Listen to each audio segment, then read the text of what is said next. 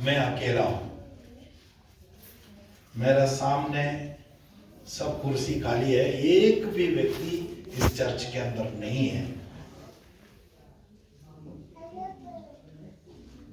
मेरा लड़ाई किससे होगा?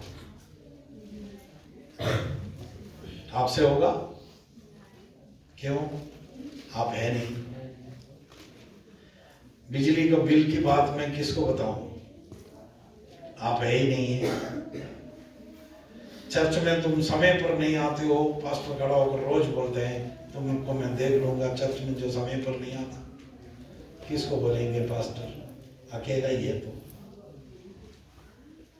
तो इस आयत को दोबारा अब पढ़ो।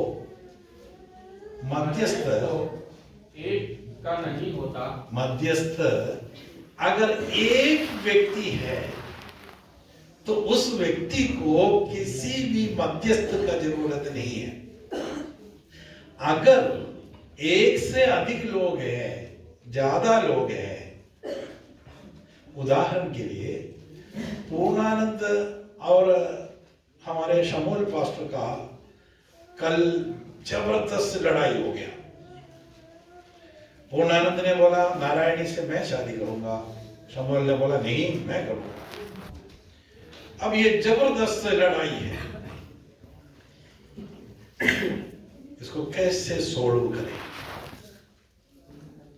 इस समस्या का समाधान कैसे करें आप बताएं? जाखड़ बाई को पूर्णानंद मानते हैं,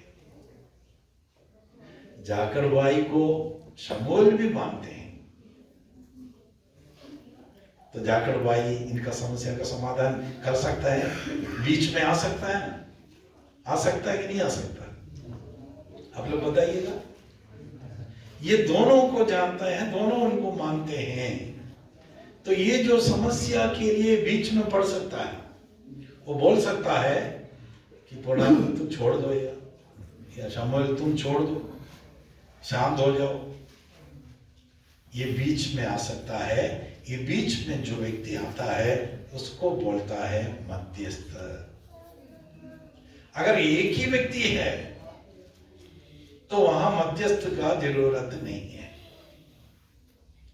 पौलुस यहां हमें बताता है अगर एक व्यक्ति है तो मध्यस्थ का जरूरत नहीं है। लेकिन अगर यहां एक नहीं है, पूरा मानव जाति है, पूरा मनुष्य है, तो मध्यस्थ का जरूरत है। मध्यस्थ किसे करेंगे? परमेश्वर से। परमेश्वर से मध्यस्थ करना यानी कि बिचवाई होना, परमेश्वर और मनुष्य के बीच में खड़ा होकर बिचवाई करना। एक व्यक्ति का नाम बताओ, परमेश्वर और मनुष्य के बीच में खड़ा होकर बिचवाई किया, मध्यस्थ किया। यीशु मसीह, ठीक है। और पुराने नियम में मूसा। पढ़ो मूसा को, पढ़ो। कहाँ है लिखा मूसा? निर्गमन 32 और 33 दोनों में। 32 का 30। दूसरे दिन मूसा ने लोगों से कहा, तुमने बड़ा ही पाप किया है, तो अब मैं यहोवा के पास चढ़ जाऊंगा। देखना, तुमने बड़ा पाप किया, अब मैं यहोवा के पास चले जाऊंगा। संभव है कि मैं तुम्हारे पाप का प्रायश्चित कर सकूं। देखो, मैं परमेश्वर से कहूंगा प्रभु जी इनसे भूल हो गया, कृपया माफ करो, मैं प्रायश्चित के लिए उनसे विनती करूंगा। 33 का 12 निर्गमन। मूसा ने यहोवा से कहा, सुन, तू मुझसे कहता है इन लोगों को ले चल, परंतु यह नहीं बताया कि तू मेरे संग किसको भेजेगा। तो भी तूने कहा, मेरा नाम तेरे चित्त में बसा है और तुझ पर मेरा अनुग्रह की दृष्टि है। पढ़ते जाओ। और अब यदि मुझ पर तेरा अनुग्रह की दृष्टि हो तो मुझे अपनी गति समझा दे, जिससे जब मैं तेरा ज्ञान पाऊं तब मैं तेरी अनुग्रह की दृष्टि मुझ पर बनी रहे। बस बाद में आप घर जाके पढ़ लेना। मूसा इस्राएली लोगों के लिए बिचवाई कर रहे हैं, मध्यस्थता कर रहे हैं। प्रभु जी ये लोगों ने गुनाह किया, मैं मानता हूं, लेकिन तुम तो करुणा निधि है, तो दया करने वाला प्रभु है, इन पर क्षमा कर। सदोम गमोरा नाश करने के लिए जा रहा था। एक व्यक्ति, मैं नाम भूल गया, वो परमेश्वर से बोलता है। कौन व्यक्ति है वो? कौन है? अब्राहम। तो पढ़ो, कहाँ लिखा है? सदोम गमोरा नाश करने जा रहे हैं। किसको मिल रहा है? उत्पत्ति का किताब 18 अध्याय 23 से पढ़ो। तब अब्राहम के समीप जाकर कहने लगा, क्या तू सचमुच दुष्ट के संग धर्मी का भी नाश करेगा? कदाचित उस नगर में 50 धर्मी हैं, हो तो क्या तू सचमुच उस स्थान को नष्ट करेगा और उन 50 धर्मियों के कारण जो उसमें हो न छोड़ेगा? इस प्रकार का काम करना तुझसे दूर रहे कि दुष्ट के संग धर्मी को भी मार डाले और धर्मी और दुष्ट दोनों की एक ही दशा हो, यह दुष्ट से दूर रहे। काफी है। ये आप लोग, अधिकतर लोग जानता है, परमेश्वर सुजानगढ़ को नष्ट करने के लिए आ रहे हैं। गोमोरा, सोदोम आपको याद नहीं रहेगा। सुजानगढ़ को नष्ट करने के लिए आ रहे हैं। तो अब्राहम कहते हैं, प्रभु इस शहर में 50 धर्मी हैं, तो ये धर्मी भी तो मारा जाएगा। तो प्रभु जी कहते हैं, अगर 50 है तो मैं नहीं मारूंगा। फिर बोलता है, माफ करना परमेश्वर, 10 कम हो तो। बोला 10 कम हो तो भी नहीं मारेंगे। फिर अब्राहम को तसल्ली नहीं दे रहा। अब्राहम फिर कम करता है, बार बार कम करता है। तो मध्यस्थ करता है परमेश्वर और मनुष्य के बीच में खड़ा होकर अब्राहम मध्यस्थ किया। इस्राएली लोगों के लिए मूसा मध्यस्थ किया। और तो मध्यस्थ का आवश्यकता क्या रह गया? मध्यस्थ का आवश्यकता क्यों पड़ा? यहाँ पूर्णानंद और शमूएल का बीच का मध्यस्थता नहीं, परमेश्वर और मनुष्य के बीच में मध्यस्थ करने का जरूरत क्या पड़ा? क्यों? ये लोग सीधा परमेश्वर के पास नहीं जा सकता था। मूसा क्यों किया? अब्राहम क्यों किया? मध्यस्थता का आवश्यकता ये है, परमेश्वर पवित्र में है, परमेश्वर का पवित्रता ही एक तरफ और मनुष्य का पापमय स्वभाव एक तरफ। परमेश्वर का पवित्रता ही एक तरफ, मनुष्य का पाप एक तरफ। ये दोनों में कभी भी समझौता नहीं हो सकता। परमेश्वर कहते हैं, बाइबल नहीं खोलना, आपको बताना है, मैं शुरू करूंगा, बाकी आपको बताना।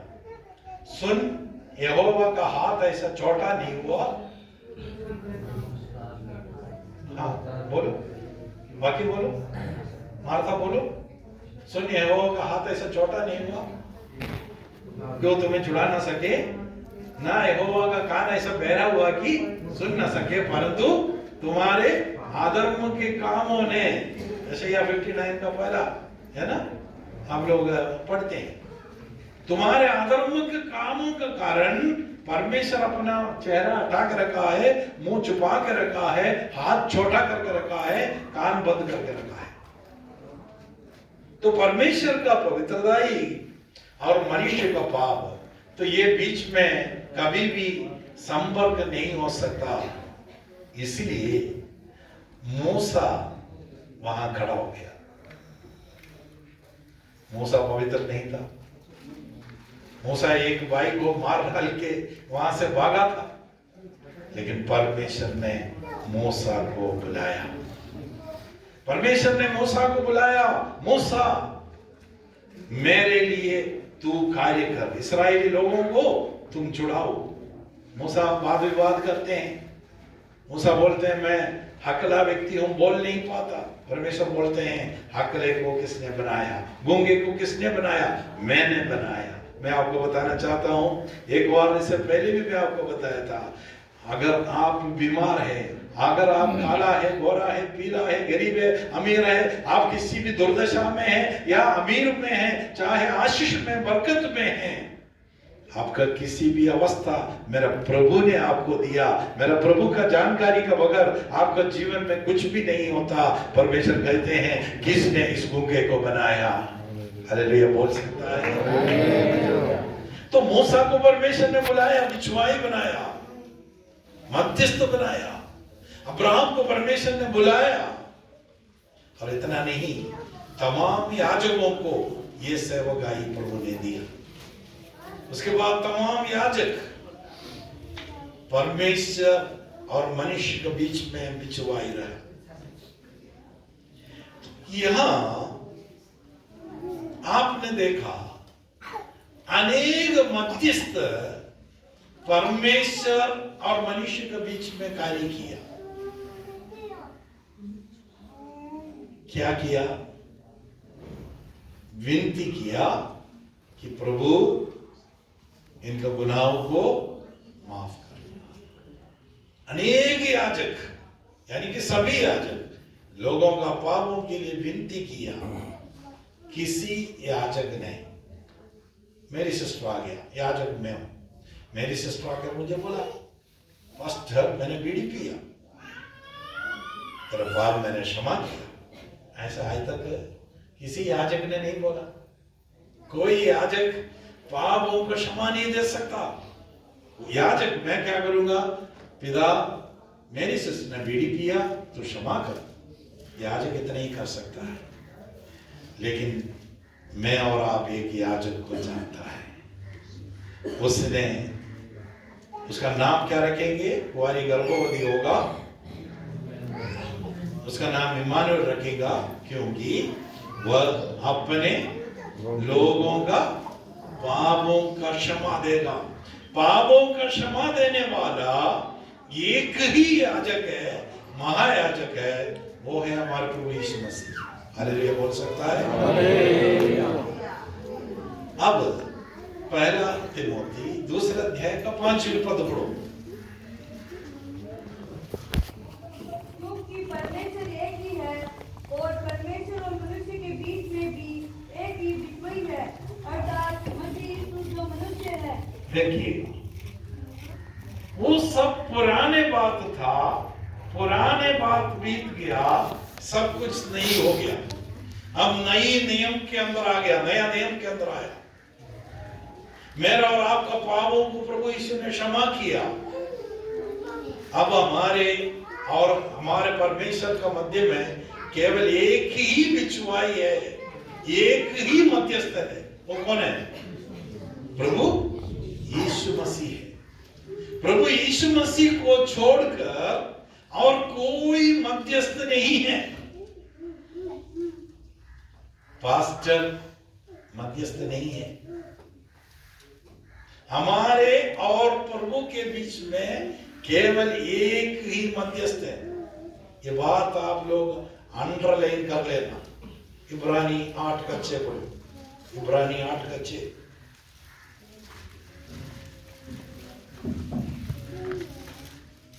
पर उन याजकों से बढ़कर सेवा यीशु को मिली, क्योंकि वह और भी उत्तम वाचा का मध्यस्थ ठहरा, जो और उत्तम प्रतिज्ञाओं के सहारे बांधी गई है।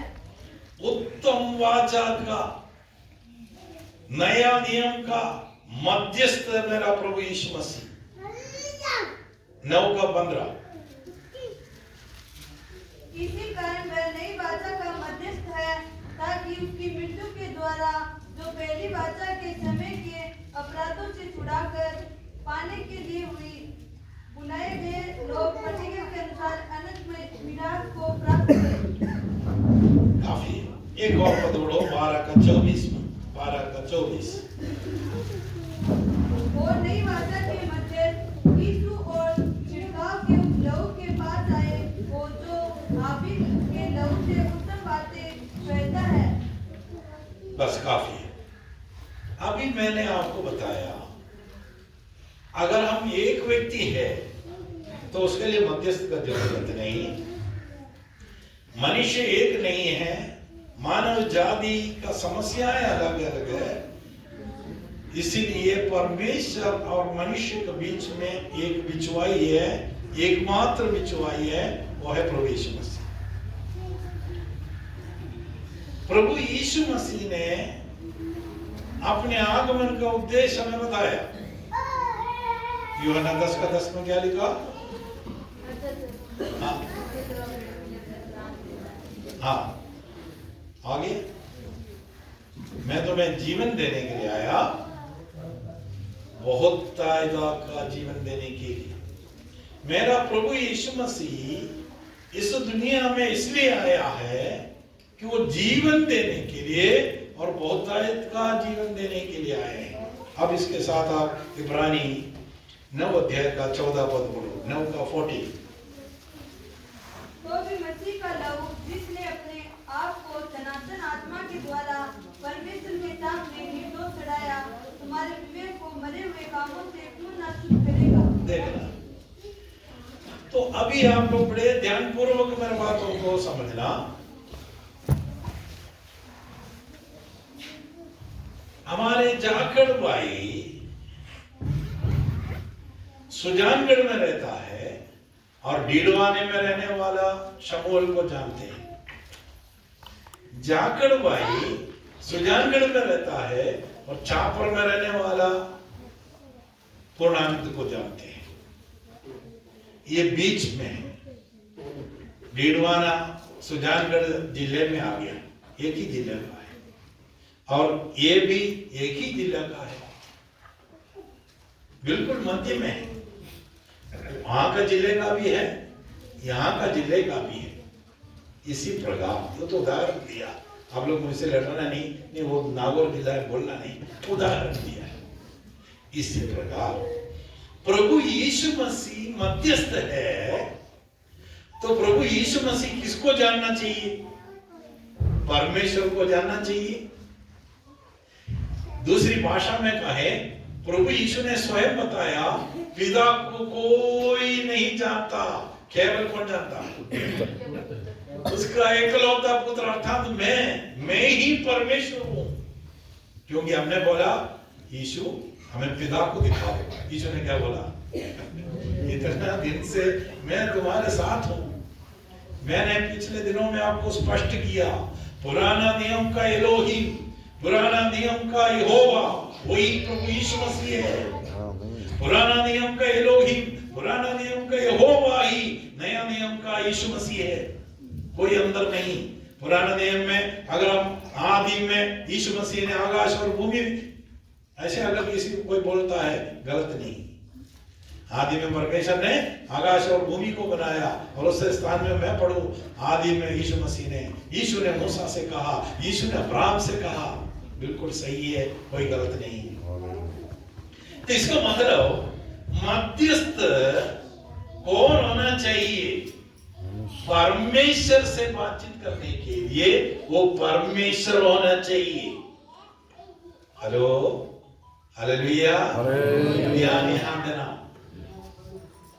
मध्यस्थ, नई नियम का मध्यस्थ कौन होना चाहिए?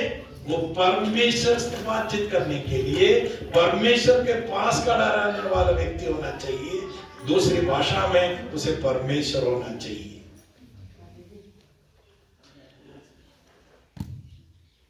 क्योंकि उसने अपने बलिदान के द्वारा पापों का क्षमा दिया है। पापों का क्षमा कौन देता है? प्रभु यीशु मसीह। पापों का क्षमा कौन देता है? प्रभु यीशु मसीह। पापों का दंड कौन देता है? दंड कौन देता है? नरक में कौन डालेगा? पिता परमेश्वर। पिता किसी का न्याय नहीं करता, प्रभु यीशु मसीह करेगा। क्योंकि प्रभु यीशु ने अपना प्राण देकर मुझे और आपको बचाया है, पापों का क्षमा दिया है, तो उसको दंड देने का भी अधिकार पुत्र का पास है। हालेलुया। अब देखना, इब्रानी 2 का 11 से पढ़ो। क्योंकि पवित्र करने वाला और जो पवित्र किए जाते हैं सब एक ही मूल से हैं, इसी कारण वह उन्हें भाई कहने से नहीं लजाता। आगे बढ़ो। वह कहता है, मैं तेरा नाम अपने भाइयों को सुनवाऊंगा, सभा के बीच में मैं तेरा भजन गाऊंगा। और फिर यह, मैं उस पर भरोसा रखूंगा। और फिर यह, देख मैं उन लड़कों से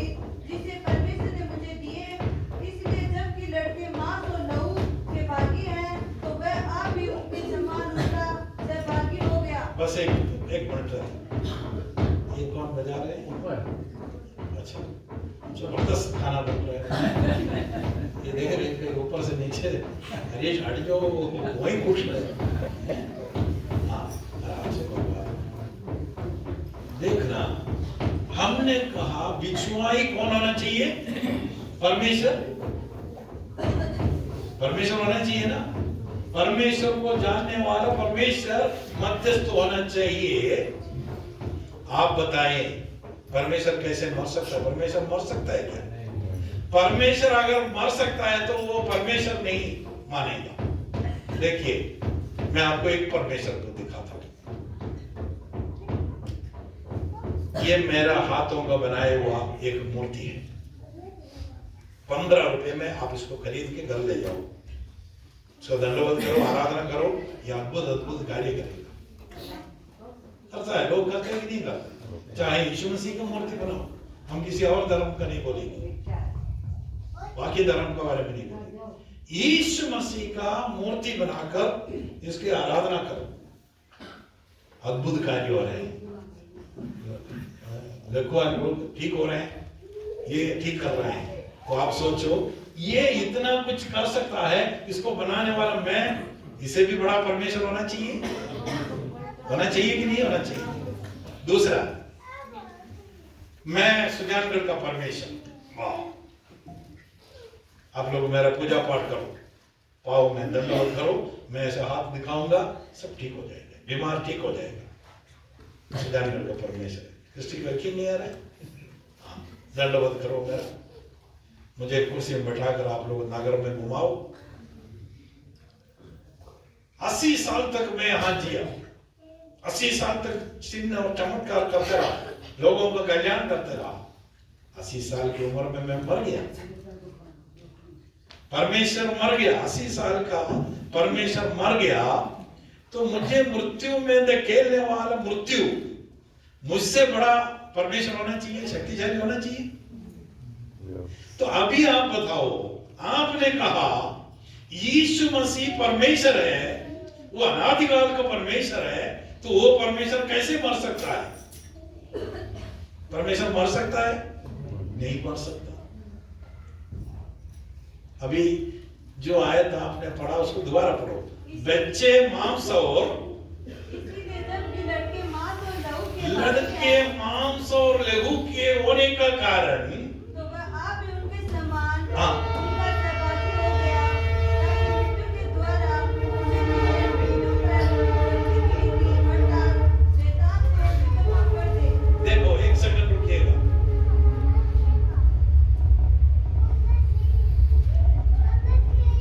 वो चींटी वाले कहानी किस किस को याद है?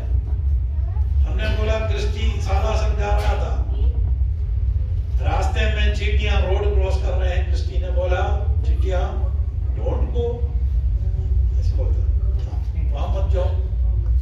अंग्रेजी में बोला, मारवाड़ी में बोला, हिंदी में बोला, वो चींटी नहीं माना। क्रिस्टी ने क्या किया? हाथ रखा। तो क्रिस्टी सोचा ये चींटी यहां से घूम के वापस चले जाएंगे, लेकिन चींटियां क्रिस्टी के ऊपर से, हाथ के ऊपर से, या लेट गया उसके ऊपर से, फिर सीधा जा रहे हैं। तो क्रिस्टी को ये बात समझ में आ गया, मैं कोई भी भाषा में इन चींटी से बात करें, ये चींटी नहीं समझ पाएंगे। चींटी को समझना है, चींटी का ही वेशभूषा में आना होगा। और चींटी का वेशभूषा में आकर मैं चींटी को बताऊंगा। आप लोगों ने देखा होगा, एक दूसरे आता है, एक सेकंड रुकता है, फिर कोई, फिर दूसरा मिलता है, क्या बात करते हैं हमें मालूम नहीं होता है ना। कम्युनिकेशन होता है कि नहीं होता? वहां खाना पड़ा है, जल्दी आओ, सबको बुला के लेते हैं, ठीक है, उनका कम्युनिकेशन होता है। चींटी का वेशभूषा में क्रिस्टी गया। यहाँ क्या बताया?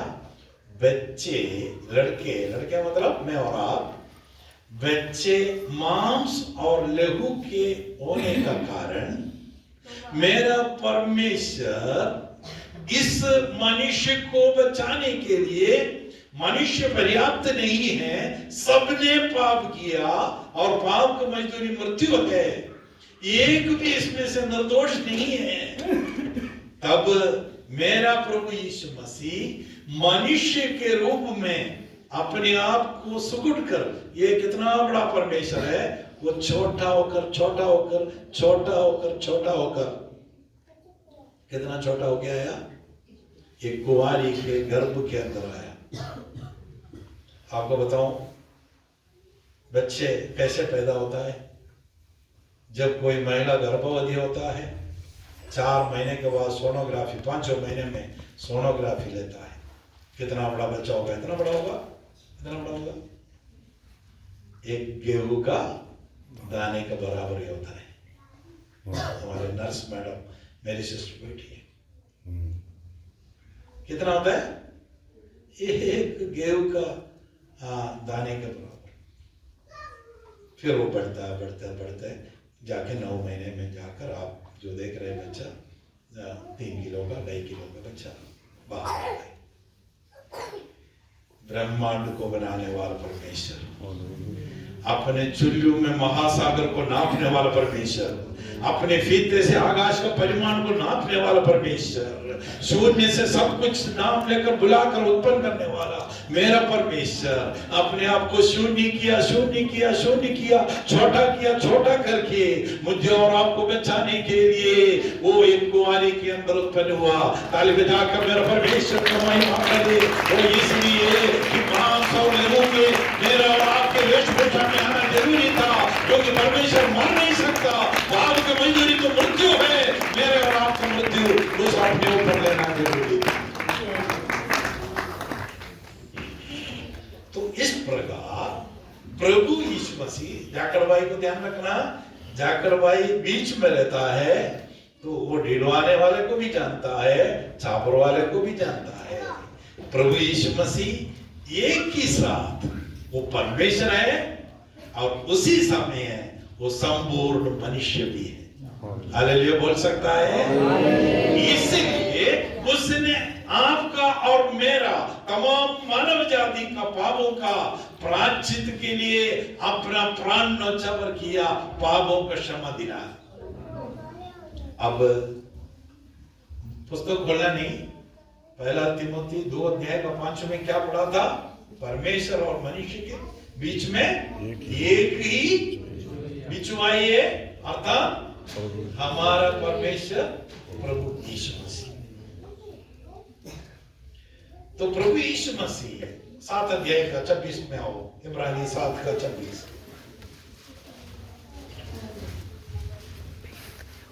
अतः ऐसा ही महायाजक हमारी योग्यता,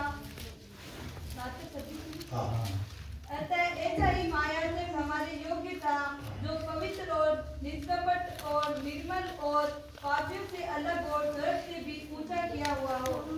आपने बोला पास्टर जी यीशु मसीह परमेश्वर है, वो इस दुनिया में आया, अपन यीशु को नहीं मारते। यीशु की जगह पतरस बोलते हैं मुझे मार दो, तो पतरस को मारने से काम चलना था? वो पतरस निर्दोष निष्कलंक नहीं है, जाकड़ भाई निर्दोष निष्कलंक नहीं है, संडे भाई निष्कलंक नहीं है। दुनिया का कोई भी व्यक्ति यीशु का बदला नहीं मार सकता, यीशु को ही मरना था। 4 का 15-16 भी पढ़ो। इसीलिए जब हमारा ऐसा बड़ा महायाजक है जो स्वर्ग से होकर गया है, अर्थात परमेश्वर का पुत्र यीशु, तो आओ हम अपने अंगीकार को दृढ़ता से थामे लें, क्योंकि हमारा ऐसा महायाजक नहीं जो हमारी निर्बलताओं में हमारे साथ दुखी ना हो सके, वरन वह सब बातों में हमारे समान परखा तो गया तो भी निष्पाप निकला। देखो, मैंने आरंभ में आपको थोड़ी देर पहले बोला, दंड भी उद्धार प्रभु यीशु देता है और दंड भी प्रभु यीशु देता है। अगर मान लीजिए मार्था शराब पिया, मार्था कहां जाए? पाप की मजदूरी, पाप कर ली, कहां जाएंगे मार्था? नरक में जाएंगे। पिता परमेश्वर न्याय कर रहे हैं, मार्था तूने शराब पिया, तुम नरक जाओ। मार्था क्या बोलेगी? एक्सक्यूज मी सर, आप तो स्वर्ग में रहते हैं, सुजानगढ़ का पानी कितना खराब है, मुझे किडनी स्टोन होता है, इसलिए मैं शराब पी रहा हूं। आपको क्या मालूम है? आप तो स्वर्ग में रहता है। और स्वर्ग में रहने वाला तुम बोलता है तुम नरक में जाओ। मैं क्यों नरक में जाऊं? तुम आकर यहाँ रह के देखा है क्या? ऐसा माहौल है। हाँ, यहाँ क्या पढ़ा अभी हमने? क्या पढ़ा? हमारे ऐसे महायाजक है जो सब उधर से होकर गया, अर्थात परमेश्वर का पुत्र यीशु। तो आओ हम अपने अंगीकार को दृढ़ता से थामे नहीं, लें। वो हमारे समान हर हमारे दुर्बलता में हमारे हमारे साथ दुखी साथ दुखी होने वाला हमारे समान परखा गया प्रभु यीशु। हालेलुया। हाँ, मैं कल्पना करता हूं मरियम आए होंगे मगदलिनी, शादी करोगे मेरे से? यीशु से पूछा होगा कोई भी एक औरत, हम सब क्या सुंदर है यीशु, पूछा होगा मुझसे शादी करोगे? पैसा ले लो। शैतान क्या बोला? पैसा ले लो। यीशु को बहकाने के लिए कितने आए? आप क्या सोच रहे हैं यीशु को कोई भरमाया नहीं होगा? यीशु को दुनिया के वो दरवाजा उनको उधर से आने के लिए बोल रहा है। हाँ आगे, ओके बेटे। दुनिया का तमाम प्रलोभन मेरा प्रभु यीशु के पास भी पहुंचा। हमारे समान वो परखा गया, शैतान परखा। मैंने बोला चाहे कोई लड़की ने प्रपोजल रखो, लड़की नहीं प्रपोजल रख रहे हैं। कौन रख रहे हैं? शैतान क्या कर रहे हैं? उसको भरमा रहे हैं, पैसा दिखा रहे हैं, संसार का महिमा दिखा रहे हैं। 3 चीज के लिए लड़ाई होता है। कौन सी चीज के लिए? दुनिया में 3 चीजों के लिए लड़ाई होता है। धन, जमीन, धन में आ गया पैसा संपत्ति औरत। देश। 3 चीज के लिए लड़ाई होता है। जमीन के लिए भी। हाँ जमीन, औरत, पैसा। देखो, औरत, हाँ फिर क्या है? शौहरत। क्या बोलते हैं वो 3 बातें? औरत के लिए, धन के लिए, धन जमीन वगैरह के लिए, और दूसरा है कुर्सी के लिए, आपकी महिमा के लिए। स्वस्थ। ठीक है, 3 चीजों के लिए लड़ाई होता है। मारवाड़ी में बोल रहे हैं। हाँ भाई बोलो। जमीन और जोरू। जोगू, जोरू जोरू, हाँ जोरू, मारवाड़ी ठाकुर। ध्यान रखना, प्रभु यीशु मसीह भी हमारे समान परखा गया, लेकिन परखने के लिए जो शैतान आया, मेरा प्रभु यीशु मसीह के सामने शैतान घुटना टेका। मैं उस शैतान को मेरा प्रभु यीशु मसीह कुल्लम तमाशा बनाया, उसके सारे औजारों का रखा। कोलोसियों 2:14 में ये लिखा है, बिना खोले पढ़ो, बिना खोले। 2:14, कोलोसियों 2:14 कौन याद किया? हाँ पढ़ो। और विधियों का वह लेख जो हमारे विरोध में था, हाँ जो हमारे नाम का और हमारे विरोध में था, और उसे क्रूस पर कीलों से जड़कर हाँ सामने से हटा दिया। देखना मार्था, तुम मरना है। मार्था ने पाप किया थोड़ी देर पहले। मार्था के सामने विधि रखा है, विधियों का वह लेख अर्थात पुराना नियम पूरा का पूरा। जो पाप की मजदूरी मृत्यु है, मरना ही है। लेकिन मेरा प्रभु यीशु मसीह ने मार्था से कहा, मार्था तुम्हें मरने की जरूरत नहीं, तेरे स्थान में मैं मरता हूं। विधियों का वो लेख वो परमेश्वर ने सामने से हटाकर मेरा प्रभु यीशु मसीह मार्था का बदला वो कालवरी सूली पर मरा। वो हालेलुया, शैतान को खुल्लम तमाशा बनाया। वो प्रभु यीशु मसीह एक साथ वो परमेश्वर है, एक साथ वो मनुष्य है। अभी मेरे साथ आप लोग कैथोलिक चर्च में चलो। कौन कौन देखा कैथोलिक चर्च? बहुत ऐसे चर्च है, मैं केवल कैथोलिक चर्च बोला, याकोब चर्च है, ऐसे बहुत से चर्च हैं। कैथोलिक चर्च, हम किसी और धर्म के बारे में नहीं बोलेंगे। कैथोलिक चर्च किसने देखा? हाथ खड़ा करो, 2-4 लोग ही देखा। कैथोलिक चर्च में यहाँ कांच का बर्तन के अंदर किसको रखा हुआ है? मध्यस्थ को रखा है। देखा नहीं आप लोगों ने? किसी ने नहीं देखा है? हम तो बहुत वो मध्यस्थ को कंधे पे उठा के लिए चलता था। हाँ, कांच का बर्तन के अंदर मरे हुए संत जो मध्यस्थ है, यूदा, पतरोस और बहुत से ऐसे संत लोग, माता मरियम और भी बहुत से संत लोगों को कांच का बर्तन के अंदर रखा हुआ है। कौन है वो? मध्यस्थ है। किसका मध्यस्थ है? कैथोलिक्स लोगों का मध्यस्थ है। वो जाकर उनको बोलता है, मरियम थोड़ा यीशु से बोल के ना मेरा शादी करा दो। फिर यहूदा कैंडल ले लो, थोड़ा बोलना है। आप लोग बोल रहे हैं पास्टर, कैथोलिक्स वालों को आप इंसल्ट कर रहे हैं। इंसल्ट कर रहे हैं ना, हम तो क्या कर रहे हैं? इंसल्ट कर रहे हैं। तुम कौन हो? तुम पेंतकोस्त का लोग है ना? तुम क्या बना के रखा? कैथोलिक्स लोग मरे हुए लोगों को कांच के अंदर रखकर, बर्तन में रखकर, वो कांच का सिंहासन में रखकर वो क्या करता है? उसका पूजा पाठ करता है, मध्यस्थ करता है, उससे बोलता है। और तुम पेंतकोस्त के लोग क्या करते हैं बताओ? तुम मेरे पास आकर बोलता है, पास्टर जी कोई प्रार्थना करने वाला कोई हो तो बताओ। मैं बोला मैं प्रार्थना करता हूँ। नहीं पास्टर जी वो नहीं, प्रार्थना सुनने वाला बड़ा पास्टर, वो पूर्ण आनंद को मैं बोल दूं तो वो सुनेगा। ध्यान से सुनना। आज हम बैठा कलीसिया में बैठा एक एक व्यक्ति सुनना। कैथोलिक्स लोग कांच के अंदर रखा मरे हुए मध्यस्थ से प्रार्थना करते हैं। पेंतकोस्त लोग, आप ये जानना, आप सोचते हैं संडे पास्टर को बोलेगा तो वो ज्यादा बड़ा मध्यस्थ है, संडे पास्टर को प्रार्थना प्रभु सुनेगा। संडे पास्टर किसी का मध्यस्थ नहीं हो सकता, पूर्णानंद किसी का मध्यस्थ नहीं हो सकता। मनुष्य और परमेश्वर का मध्य में केवल एक ही मध्यस्थ है, वो है मेरे प्रभु यीशु मसीह। यीशु मसीह का स्थान तो अपनाने की कोशिश नहीं करता।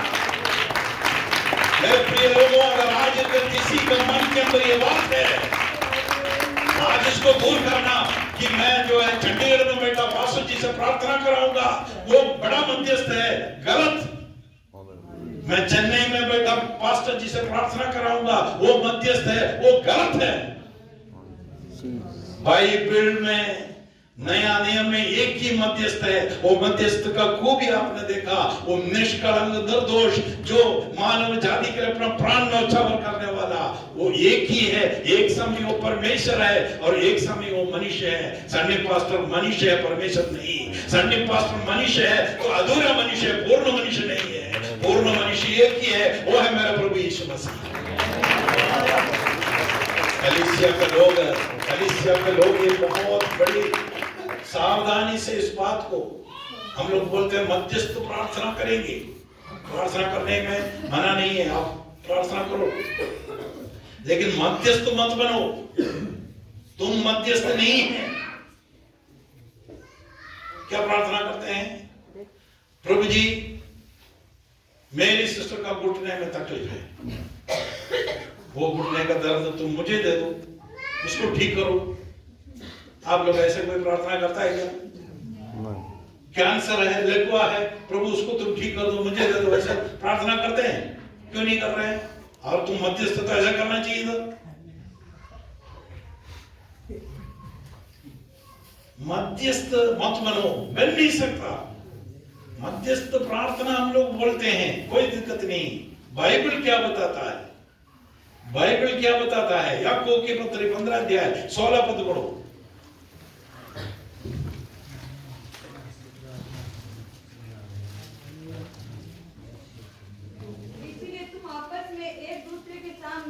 अपने अपने पापों को मान लो और एक दूसरे के लिए प्रार्थना करो। देखना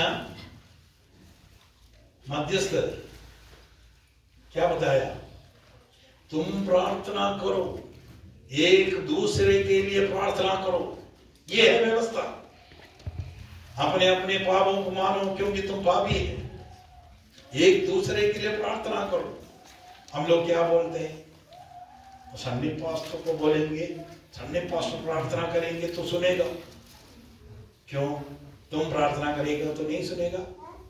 कई लोग बताते खड़े होकर, मैंने किशन को बोला, उदाहरण है, माफ करना, किशन को बोला मैंने मेरा घुटना दर्द ठीक होने के लिए प्रार्थना करो। किशन ने बहुत दिन प्रार्थना किया, ठीक नहीं हुआ। फिर मैंने संडे पास्टर को बोला, संडे पास्टर प्रार्थना करते ही वो मेरा घुटना दर्द दूर। संडे पास्टर और गुंजा बन गया, बड़ा मध्यस्थ। संडे पास्टर क्या बन गया? शैतान बन गया। मेरा प्रभु यीशु मसीह का स्थान, मेरा प्रभु यीशु मसीह का महिमा, मेरा प्रभु यीशु मसीह को मिलने वाला योग्यता, प्रभु यीशु मसीह को ही मिलने वाला आदर, वो संडे पास्टर लेकर बैठा है। मुझसे प्रार्थना करा लो। क्यों? तुम प्रार्थना करेगा तो प्रभु नहीं सुनेगा क्या? संडे पास्टर से प्रार्थना मत कराओ। प्रार्थना कराने के लिए मैं आज एक पास्टर आपको देता हूं, केवल आप उसी से प्रार्थना कराना। वो पास्टर का नाम है, वो महायाजक का नाम है, 1 तिमोथी 2:5 उसका नाम लिखा है। परमेश्वर एक ही है, अभी तो पढ़ा है 1 तिमोथी 2:5 में। परमेश्वर एक ही है, हाँ, और परमेश्वर और मनुष्य के बीच में, परमेश्वर एक ही है और परमेश्वर और मनुष्य के बीच में एक ही बिछाई है, मसीह यीशु जो मनुष्य है। तो तुम प्रार्थना कराओगे वो मध्यस्थ से, मध्यस्थ के द्वारा। कौन है हमारा मध्यस्थ? प्रभु यीशु मसीह। प्रभु यीशु मसीह को तुम अपना तकलीफ को बताओ। किसको बताना है? प्रभु यीशु मसीह को तुम अपना तकलीफ को बताओ। यीशु मसीह तुम्हारे लिए वो पिता से क्या करेगा? क्योंकि परमेश्वर और मनुष्य के बीच में एक ही है, वो है प्रभु यीशु मसीह। इसका विपरीत कई लोग खड़ा होकर बोलते हैं, मैंने प्रार्थना किया। नहीं प्रिय, आपकी प्रार्थना में कुछ भी नहीं होना है। ये मेरा सोच है। मैंने प्रार्थना किया, कैंसर रोगी ठीक हो गया। मैंने प्रार्थना किया, इसको बच्चे नहीं था, बच्चा हो गया। मैंने नहीं, मैंने विनती किया, मेरा मध्यस्थ ने वहां से कार्य किया, मुझ पर उसने करुणा दिखाया, दया दिखाया। मत्ती 18:19 पद।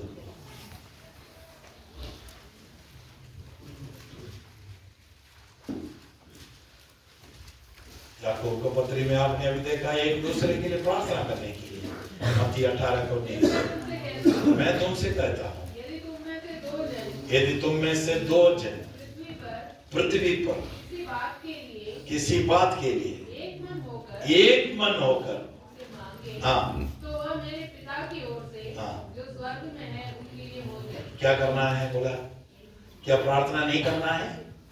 प्रार्थना करना है। 2 जन एक मन होकर जो कुछ भी मेरे पिता से मांगेगा, पिता देने के लिए तैयार है। क्योंकि प्रभु कहते हैं, मैं मध्य में खड़ा हूं, तू प्रार्थना कर, मैं तुम्हें तुम्हारे काम को करवा दूंगा। हालेलुया बोल सकता है? प्रार्थना करना है, लेकिन मध्यस्थ का रोल मुझे और आपको नहीं लेना है। मध्यस्थ का रोल केवल प्रभु यीशु मसीह का है। 21:22 में पढ़िए, 21:22। और जो कुछ तू 21:22। और जो कुछ तू प्रार्थना में विश्वास से मांगोगे, जो कुछ भी तुम प्रार्थना में विश्वास से मांगेगा, वो सब तुमको मिलेगा। यहाँ बेटा प्रिय भाई बहन, तू प्रार्थना करना है। आप बताओ, आपको भूख लग रहा है और संडे पास्टर यहाँ से खाएंगे तो आपका पेट भरेगा? हाँ, तो तुम्हें तो प्रार्थना की जरूरत है। तुम प्रार्थना करो। मेरा प्रभु बोलता है, तू प्रार्थना करो, तेरा प्रार्थना सुनने के लिए मैं तैयार बैठा हूँ। हालेलुया। एक और पद पढ़ेंगे, प्रेज़ द लॉर्ड, इब्रानी 7:25।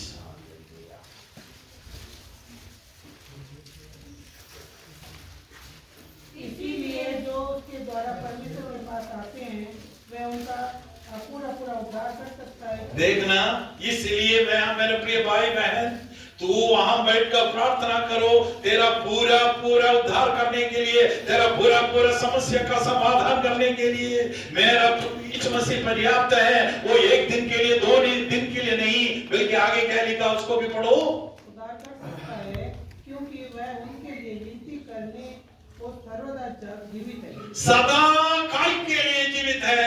2000 साल पहले जीवित व्यक्ति का प्रार्थना सुनने वाला प्रभु 2025 में रहने वाला मेरे और आपको प्रार्थना सुनने वाला प्रभु अगर प्रभु के आगे उन्हें देरी है वो 2050 में भी प्रार्थना सुनने वाला प्रभु, क्योंकि मेरा प्रभु जीवित है। किसी और का मध्यस्थ का जरूरत नहीं है। मेरा प्रभु प्रार्थना सुनेगा, मेरा प्रभु आपको छुटकारा देगा। इसीलिए अगर एक भी व्यक्ति हो उसका हालेलुया कोई मध्यस्थ का आवश्यकता नहीं, लेकिन मुझे और आपको मध्यस्थ चाहिए, मुझे और आपको यीशु चाहिए। यीशु ही परमेश्वर है, यीशु ही प्रभु है, यीशु ही मध्यस्थ है। हालेलुया। हमने आरंभ पद में क्या पढ़ा था? अगर एक व्यक्ति हो तो मध्यस्थ की जरूरत नहीं। अगर आप चाहता है कि मेरा समस्या का कोई मध्यस्थ ना हो, मैं अकेला करना चाहता हूं, तो आपको उसका भी एक तरीका बताकर मैं समाप्त करूंगा। गलाती 2:20 क्या है? मैं मसीह के साथ क्रूस पर चढ़ाया गया हूं। अब मैं जीवित ना रहा, वरन मसीह मुझ में जीवित है।